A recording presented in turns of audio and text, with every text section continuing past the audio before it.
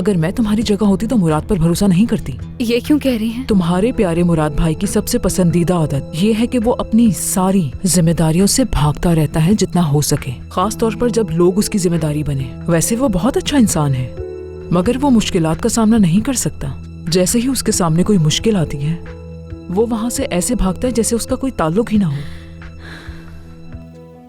सब हमारी वजह से हुआ है। वो मर गया हमारी वजह से। ऐसा मत कहो नवाल, तुम्हें आराम की जरूरत है। ख्वाब में फरहत को देखा है मैंने।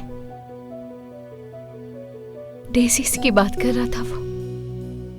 उसने मुझे गुड बाय कहा, लेकिन मैं उसे गुड बाय नहीं कह पाई।